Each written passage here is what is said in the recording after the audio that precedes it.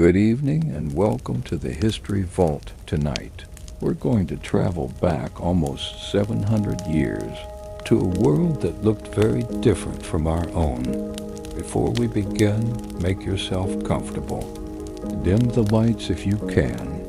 Settle into a comfortable position and simply listen as history slowly unfolds.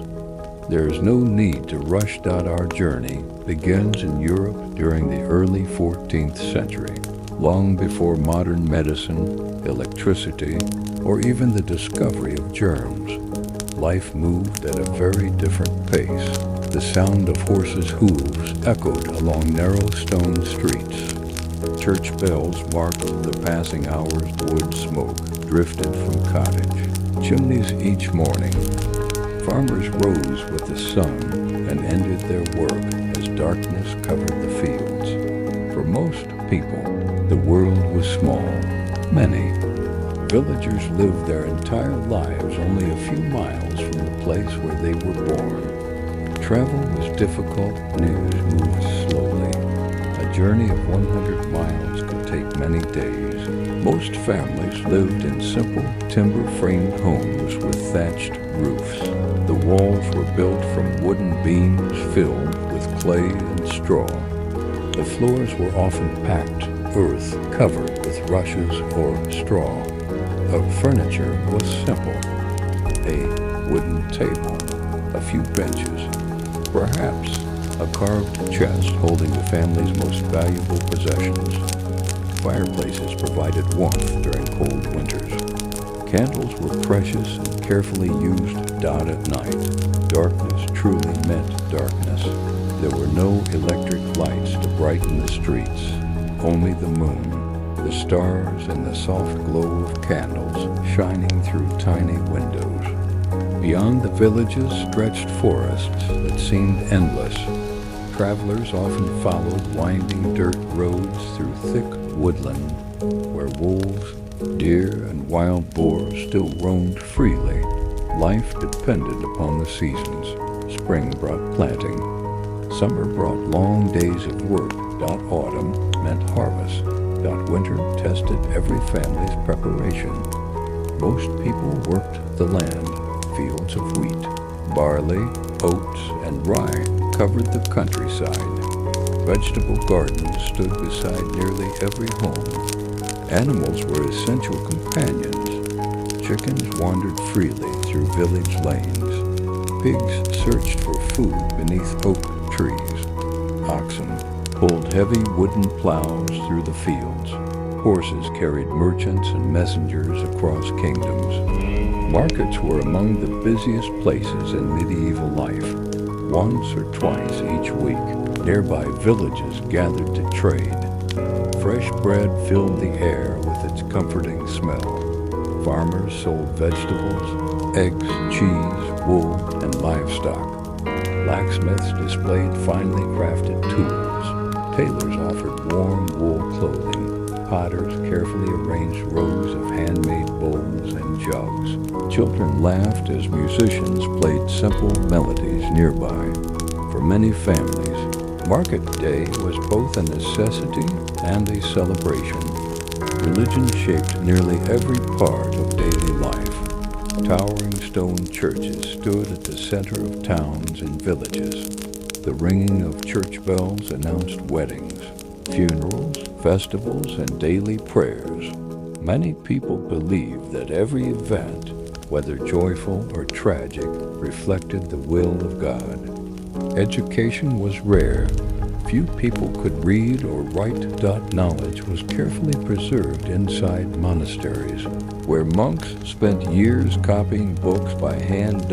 Each page required patience, skill, and remarkable dedication. Books were treasured because every copy represented hundreds of hours of work. Medicine remained limited. Doctors understood little about the true causes of disease. The ideas of bacteria, viruses, and infection were still centuries away. Illness was often explained through superstition, religious belief, or the balance of mysterious bodily humors. Treatments included herbs, prayers, bloodletting, and remedies that we now know offered little help. Yet despite these limitations, life continued with quiet determination. Families celebrated births. Neighbors helped one another during harvest. Craftsmen built beautiful churches that still stand today. Artists painted remarkable works.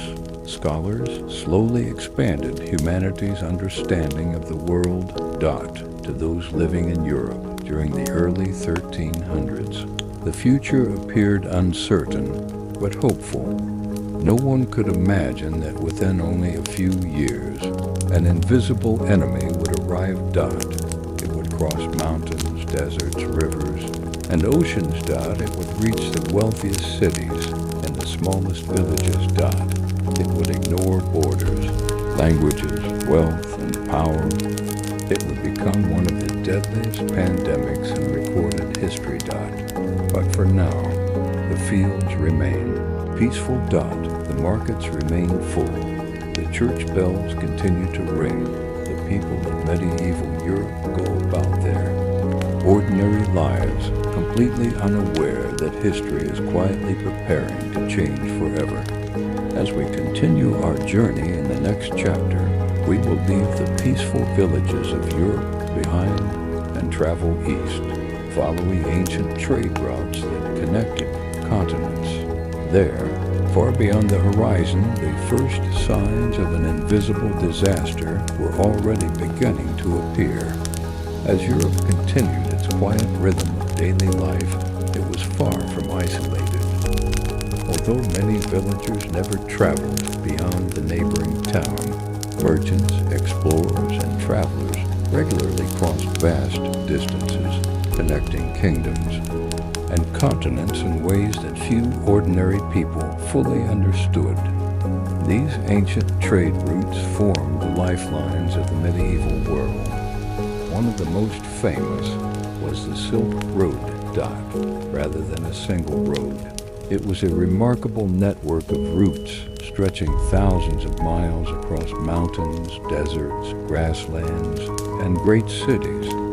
It connected East Asia, Central Asia, the Middle East, and Europe. Along these routes traveled far more than silk. Merchants transported spices, porcelain, precious stones, fine fabrics, paper, medicines, perfumes, and countless other valuable goods.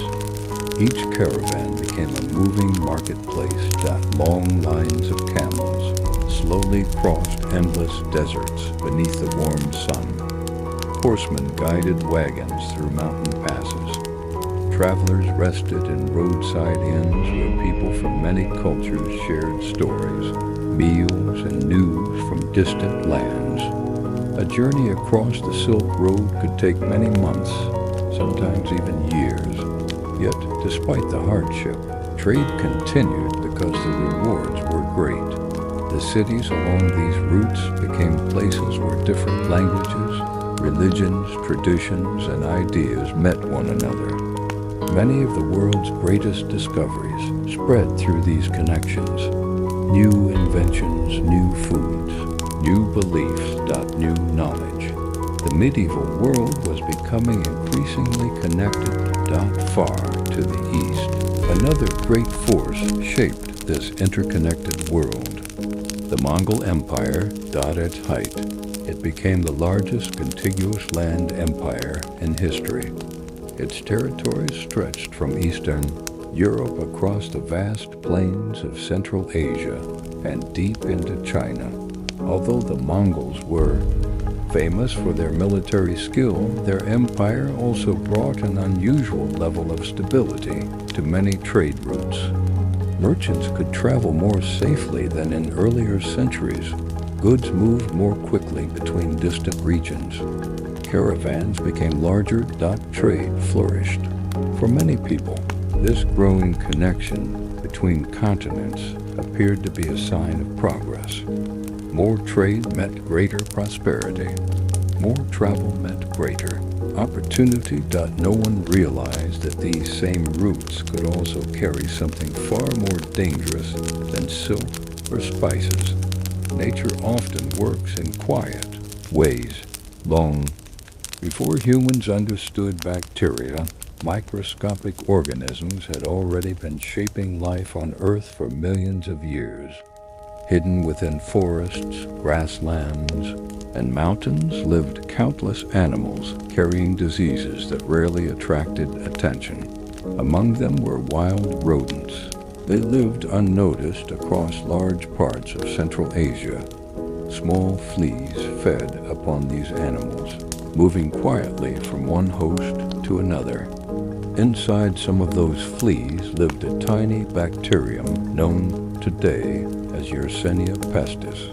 Invisible to the human eye, it measured only a fraction of a millimeter. Yet, this microscopic organism possessed the power to alter the course of human civilization. For generations, it remained largely confined within natural animal populations. Human communities rarely encountered it. The balance between wildlife and disease remained relatively undisturbed. But as trade expanded and people traveled farther than ever before, that balance slowly began to change. Rodents sometimes found shelter inside wagons carrying grain. Others climbed aboard merchant ships searching for food. Warehouses filled with sacks of wheat provided ideal places for rats to thrive. Where rats traveled, fleas often followed. And where infected fleas traveled, the invisible bacterium traveled with them. No merchant could see the danger. No sailor suspected the threat hidden below the deck. To them, the rats were merely an inconvenience, a common sight in ports, markets, and storage buildings. No one imagined they were witnessing the beginning of one of history's greatest disasters. Across Europe, life continued peacefully. Children played beside village wells. Blacksmiths shaped glowing iron into tools. Millers ground grain into flour. Monks quietly copied ancient books within the stone walls of monasteries. Fishermen cast their nets into calm rivers before sunrise. Life followed familiar routines that had remained largely unchanged for generations.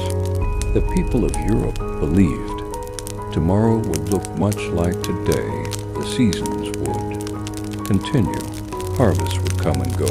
Markets would remain busy. Church bells would continue, marking the passing hours. It was a comforting rhythm. Predictable. Peaceful. Yet beyond the distant horizon, history was already beginning to shift. Thousands of miles away, unseen by those living in Europe, the first signs of an invisible catastrophe were quietly emerging. At first, almost no one noticed. A few unexplained illnesses, animals behaving strangely. Communities disturbed by an unfamiliar sickness. Small events that seemed unrelated. But history often begins with changes so subtle that they pass unnoticed. Only later do we understand their importance. As our journey continues, we will leave the peaceful villages and busy marketplaces behind. Together, we will travel east across mountains, deserts, and ancient caravan routes to discover where the Black Death most likely began, and how a microscopic bacterium prepared to change the world forever. As our journey continues, we leave behind the familiar villages of medieval Europe and travel thousands of miles to the east. The landscape begins to change. Rolling green fields slowly give way to vast grasslands. Towering mountain ranges rise into the clouds. Endless deserts stretch beyond the horizon. Here, in the heart of Central Asia, nature has followed its own rhythm for countless generations. asterisk. Asterisk wild rodents move quietly through the tall grasses. Small mammals disappear into underground. Birds circle overhead while gentle winds sweep across the open plains. At first glance, everything appears peaceful. It is difficult to imagine that one of history's greatest tragedies may have begun in a place so calm, modern. Historians and scientists continue to study exactly where the Black Death first emerged. While no single location can be identified with complete certainty, much of the evidence points toward regions of Central Asia. Long before the disease reached Europe, a tiny bacterium known as Yersinia pestis already existed within nature. Unlike humans, many wild rodents had lived alongside this bacterium for generations. Some survived, others did not. The disease quietly remained part of the natural environment, invisible, patient, waiting.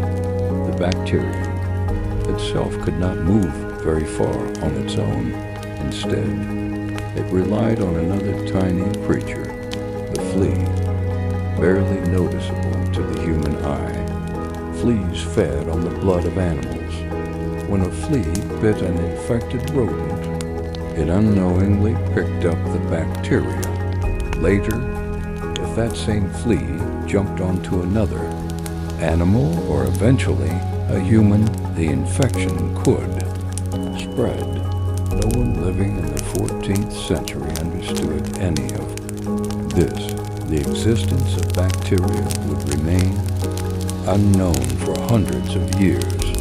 People had no microscopes, no laboratories, asterisk, no understanding of germs, asterisk to them. Disease often appeared without warning and disappeared just as mysteriously. As trade expanded across Asia, people unknowingly created new opportunities for disease to travel. Merchant caravans crossed deserts carrying silk, spices, tea, precious stones, paper, and porcelain alongside. These valuable goods traveled rats searching for food among sacks of grain and supplies. The rats rarely attracted attention. Most merchants considered them little more than a nuisance, yet hidden among their fur were infected fleas, tiny passengers carrying an invisible threat. Each stop along the Silk Road became another opportunity for the disease to move quietly from place to place. The journey was slow, sometimes taking months, sometimes years, but history often moves patiently. The plague did not rush. It advanced one caravan, one village, one trading post at a time farther west. Another great power shaped these trade routes, the Mongol Empire. By the 14th century, the empire connected enormous regions of Asia and Eastern Europe. Its roads allowed merchants, diplomats, travelers, and armies to move across continents more easily than ever before. This remarkable network helped spread ideas, inventions, languages, and cultures. Unfortunately, it also created pathways for disease. No empire, no matter how powerful, could control something too small to see. As months passed, reports of strange illnesses slowly appeared in scattered communities. Animals died unexpectedly. People developed sudden fevers. Entire households sometimes became sick within days. Few realized these isolated outbreaks were connected. Most believed they were local misfortunes, ordinary illnesses, asterisk, temporary hardships, asterisk, no one suspected they were witnessing the first quiet steps of a pandemic that would soon reshape human history. Then, sometime during the 1340s, the plague reached one of the most important trading regions in the world, the northern shores of the Black Sea. There stood the bustling port city of Kaffa. Today, it is known as Feodosia in Crimea. At the time, Kaffa was controlled by merchants from the Italian city of Genoa. Its harbor welcomed ships from across the Mediterranean. Markets overflowed with goods arriving from distant lands. Sailors loaded cargo day and night. Merchants negotiated prices in many different languages. Warehouses stood filled with grain, cloth, spices, and valuable trade goods. It was one of the busiest commercial centers of the medieval world. Yet beneath the busy streets, among the crowded warehouses, inside the grain stores, rats continued to search for food, and hidden among them the plague quietly waited. Neither the merchants nor the sailors could have imagined that this prosperous port would soon become one of the most significant turning points in the history of disease. The next chapter of our story unfolds outside the walls of Kaffa, where an army had arrived, a siege had begun, and history was about to take an unforgettable turn.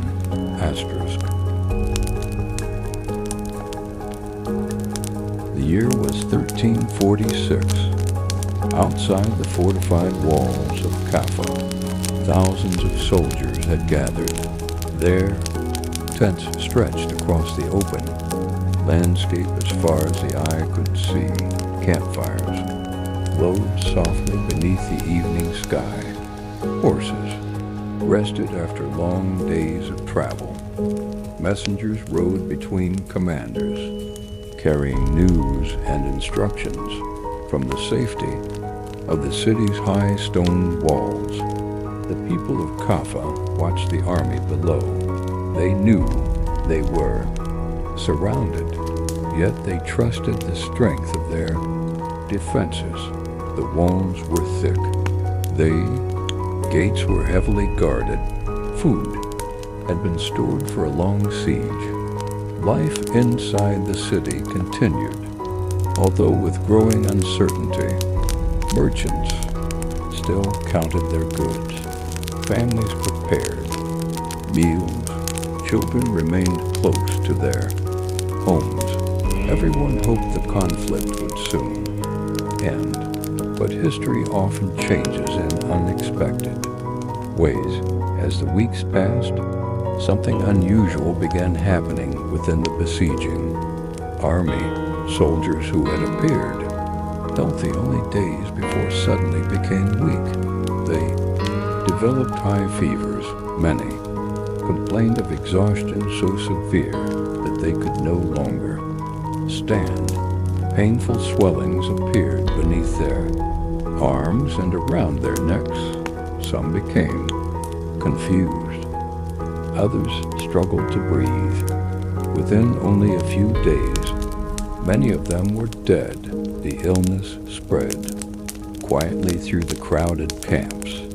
No commander understood why. No physician could explain it. Some believed the sickness had been carried by foul air. Others thought the army had been cursed. Whatever the cause, fear spread faster than any military order. Soldiers who remained healthy grew anxious. Campfires became quieter. Conversations turned to worry. Every morning brought news of more deaths. The siege itself seemed to lose importance. Survival became everyone's greatest concern. According to several medieval chroniclers, A desperate decision was eventually made. The bodies of those who had died were loaded into large siege catapults. One after another, they were launched over the walls of Kaffa. Whether every detail of these accounts is completely accurate remains a subject of debate. Among modern historians, some believe the events occurred much as they were described. Others suggest that parts of the story may have grown over time. What historians do agree upon is that the plague entered Kaffa during this period. Exactly how it happened remains uncertain, but once the disease reached the city, the consequences were enormous. Inside the walls, sickness began to appear. Families who had escaped the fighting now found themselves facing an enemy they could not see. Doctors attempted every remedy they knew. Priests prayed with the sick. Neighbors cared for one another as best they could. Yet, the number of patients continued to grow. Merchants soon realized that remaining in Kaffa might mean certain death. Many decided to leave while they still could. Ships were quickly loaded with cargo. Asterisk. Crews prepared for departure. Asterisk. Families gathered whatever belongings they could carry.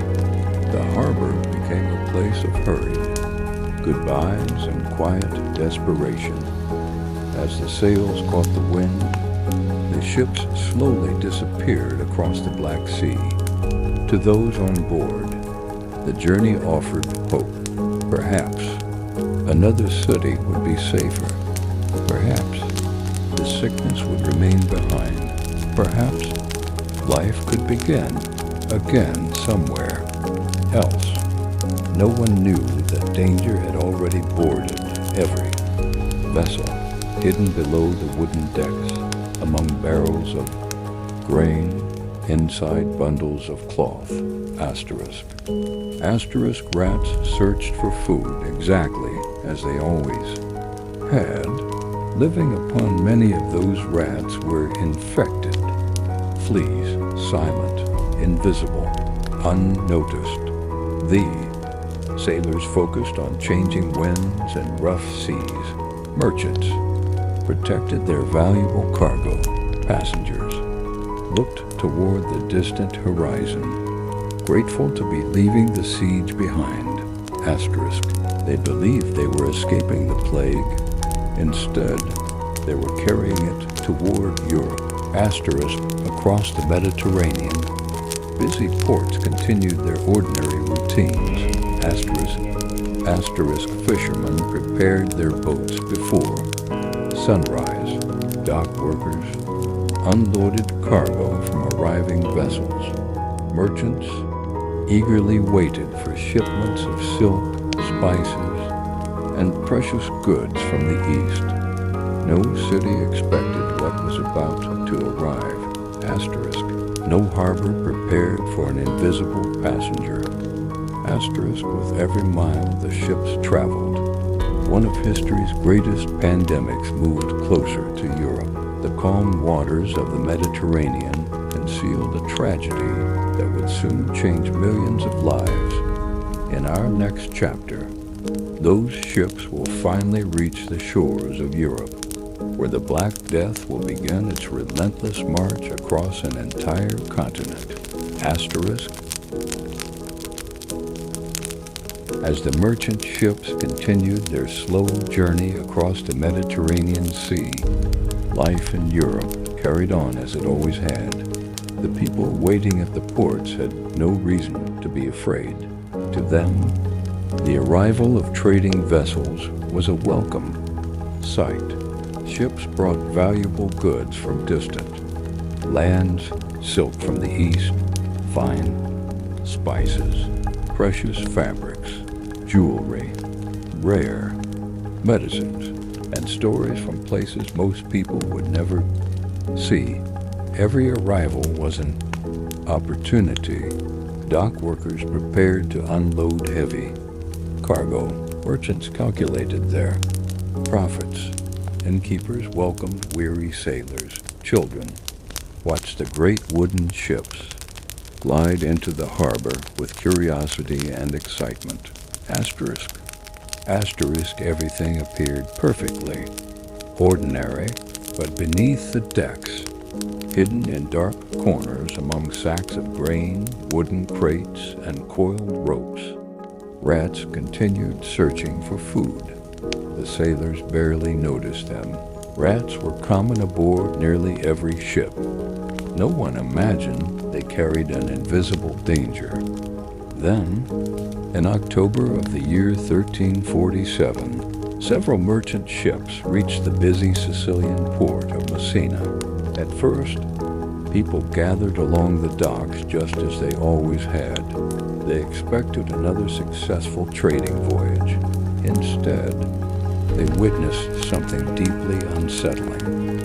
Many sailors never came ashore. They had already died during the voyage. Those who managed to leave the ships looked exhausted. Their faces were pale. Their movements were slow. Some could barely walk. Others struggled to speak. Many burned with high fevers. Painful swellings had appeared beneath their arms and around their necks. Some coughed continuously. Others collapsed only moments. After stepping onto the docks, the people of Messina had never seen an illness like this before. Asterisk. Fear spread quietly through the harbor. Asterisk city officials quickly realized something was terribly wrong. According to many historical accounts, they ordered the ships to leave the port immediately. Asterisk.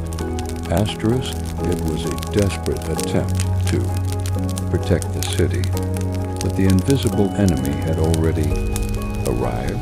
Rats had already left the ships. Fleas had already found new hosts. Asterisk. Asterisk, the plague had quietly stepped onto European soil. Within only a few days, people throughout Messina began falling ill. Asterisk. Families watched healthy relatives become sick almost overnight. Asterisk. Doctors hurried from house to house, trying every remedy they knew. Priests prayed beside the sick. Neighbors tried to comfort one another, but nothing slowed the disease. Soon, fear began changing every day.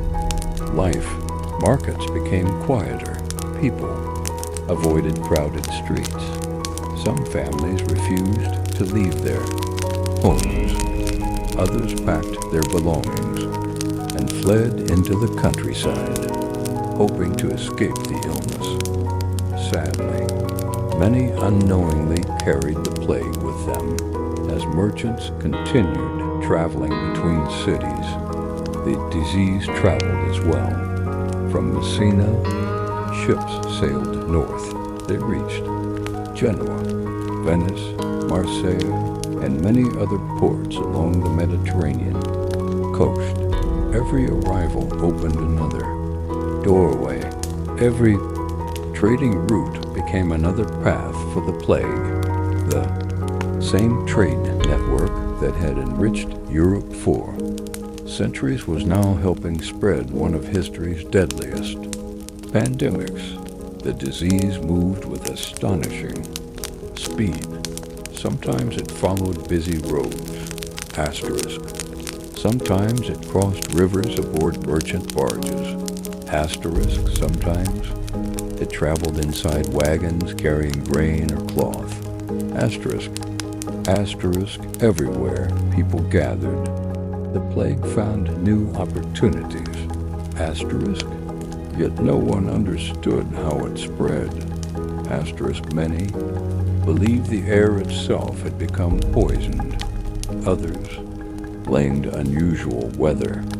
Some believed the stars and planets had fallen into an unlucky alignment.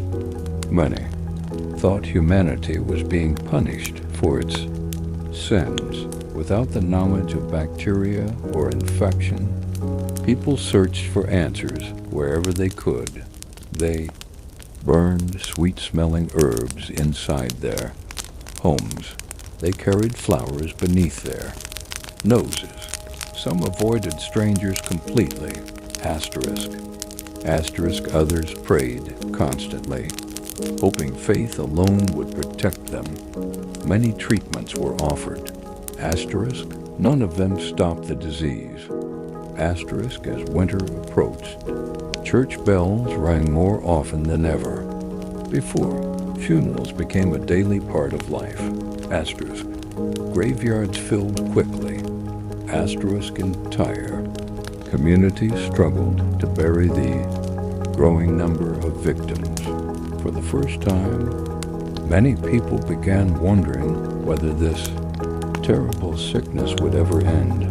What had started as a distant illness in lands few Europeans had ever seen had become a catastrophe, unfolding in their own streets. And the Black Death was only beginning its relentless journey across the continent. In the next chapter, we will quietly explore how medieval families lived through those difficult years, how communities tried to survive, and how the pandemic forever changed the lives of millions.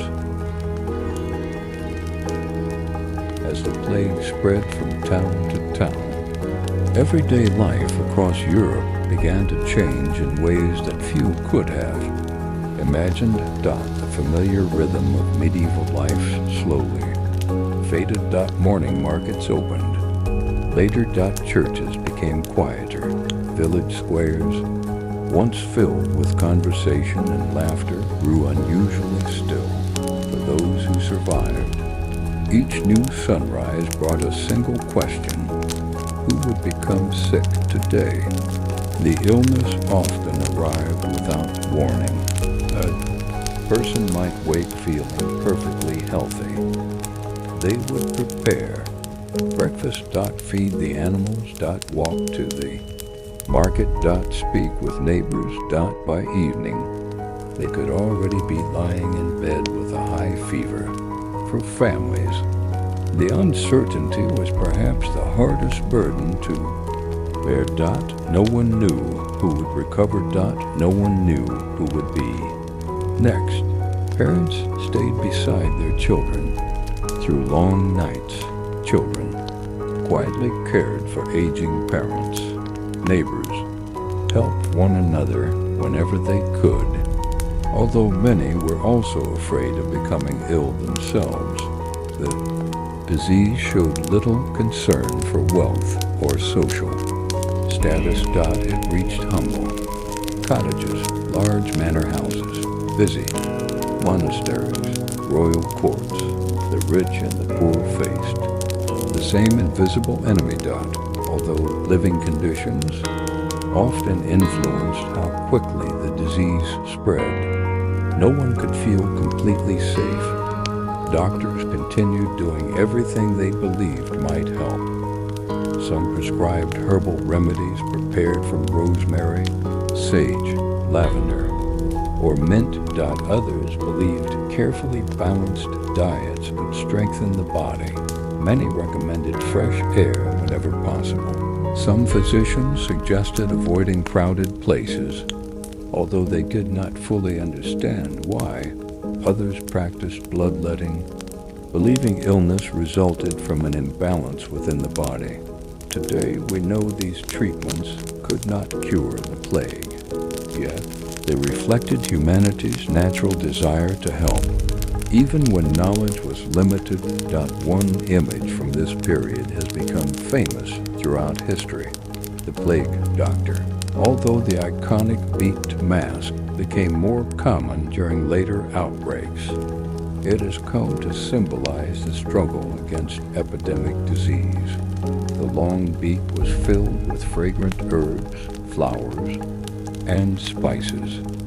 Doctors hoped these pleasant smells would filter dangerous air before it reached their lungs. To modern eyes, the costume appears unusual. To people living centuries ago, it represented hope, even when that hope was uncertain. As the months passed, many villages became quieter than anyone could remember. Fields were left unplanted. Crops remained unharvested. Workshops closed their doors. Blacksmiths, carpenters, bakers, and millers often struggled to continue their work because there were simply fewer people available. Nature slowly reclaimed places once filled with activity. Grass grew along empty paths. Vines climbed abandoned walls. Birdsong became easier to hear in places where busy markets had once echoed with conversation. Yet, even during these difficult years, life did not disappear entirely. Children who survived still played together. Families still gathered for simple meals. Church bells continued marking the hours. The seasons continued changing, just as they always had. Spring followed winter. Summer followed spring.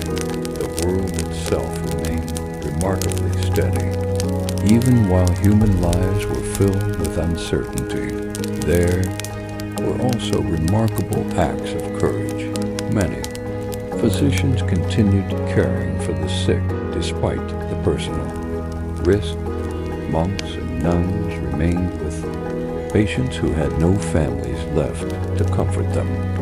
Neighbors quietly left food outside the homes of those too weak to cook. Some communities shared what little they had so that others might survive. These moments of kindness remind youth that even during history's darkest chapters, compassion endured. Looking back across the centuries, it is easy to focus only on the tragedy, but history is also the story of resilience. Of ordinary people facing extraordinary circumstances, of communities adapting, rebuilding, and finding hope where very little seemed to remain. As the years slowly passed, the worst of the outbreak began to ease in some regions. Number of new illnesses gradually declined. Markets cautiously reopened. Travel slowly resumed.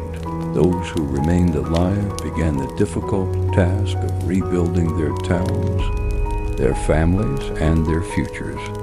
Few realized that Europe itself had been permanently changed. The pandemic had not simply taken millions of lives.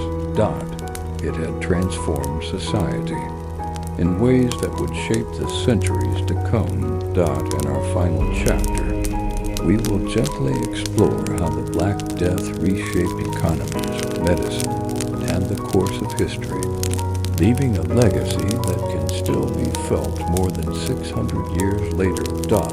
As the darkest years of the Black Death slowly came to an end, Europe began a long and quiet process of healing. The roads that had once carried fear gradually welcomed travelers once again. Markets slowly filled with familiar sounds. Church bells continued to echo across towns and villages. Children laughed in village squares. Fields that had stood empty were planted once more. Life, as it so often does, found a way to continue. Yet nothing was quite the same.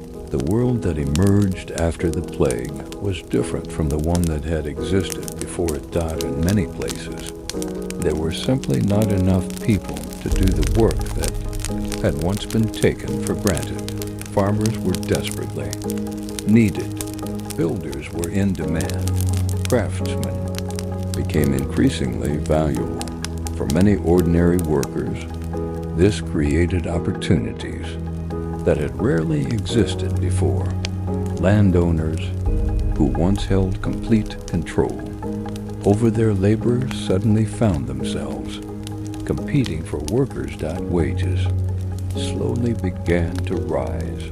Some peasants gained greater freedom to choose where they lived and worked. Although these changes happened gradually over many years, historians often view the Black Death as one of the events that weakened the old feudal system of medieval Europe. The plague also changed the way cities thought about public health, although people still did not understand bacteria or viruses. They recognized that limiting contact with sickness sometimes reduced its spread. Port cities introduced new rules for arriving ships, crews, and passengers were often required to remain isolated before entering the city. This practice became known as quarantine. The word comes from the Italian quaranta, meaning 40, referring to the 40 days ships were sometimes required to wait before unloading. It was one of the earliest organized public health measures in European history. Over the centuries, knowledge continued to grow. Scientists eventually discovered that the Black Death was caused by the bacterium Yersinia pestis. They learned how fleas carried the infection from rodents to humans. They developed microscopes capable of revealing the invisible world of microorganisms. Centuries later, antibiotics transformed what had once been an almost certain death sentence into a disease that can often be treated successfully when diagnosed early. The lessons of the Black Death continue to influence medicine even today. The pandemic also left its mark on art, literature, and architecture. Artists painted scenes reflecting both sorrow and hope. Writers described the uncertainty of living through such extraordinary times. Churches, monuments, and memorials preserve the memory of communities forever changed by loss. Even now, archaeologists continue discovering medieval burial sites that help us understand how people lived, worked, and endured during those difficult years.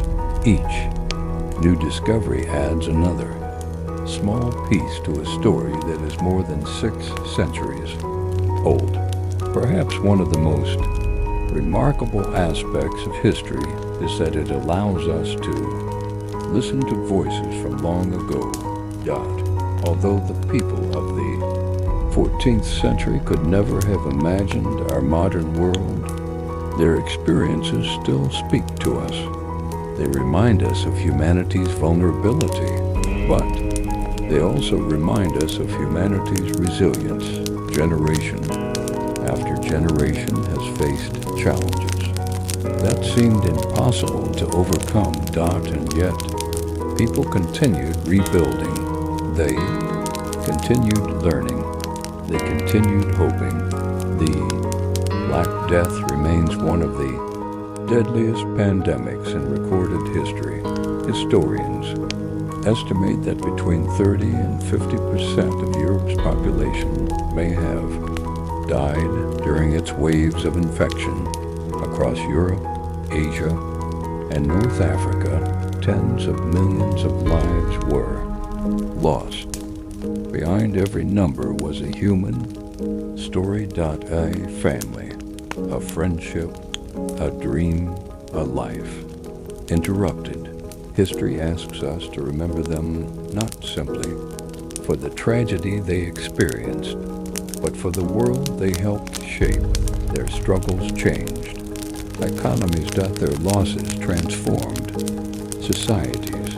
Their resilience influenced generations that followed. As we bring tonight's journey to a close, take a moment to imagine the quiet villages we visited together. The stone churches standing beneath the morning sky, the narrow streets winding between timber-framed homes dot the distant sound of church bells carried gently by the wind, the merchants traveling along ancient roads, the peaceful countryside before history changed. Forever, these places still exist in different forms today. Their stories remain woven into the landscapes of Europe, and through history, they continue speaking across the centuries to anyone willing to listen. Thank you for joining me on this peaceful journey through one of history's most significant events. I hope this story has not only helped you understand the past, but also offered a quiet moment of reflection at the end of your day. If you enjoyed spending this time exploring history together, I invite you to subscribe to the History Vault. Here, we uncover the rise, the fall, the mysteries, and the forgotten stories of civilizations, empires, discoveries, and remarkable people from every corner of the world. Until our next journey, rest. Well. Sleep peacefully, and remember, history never truly disappears. It simply waits for someone curious enough to discover it once again. Good night.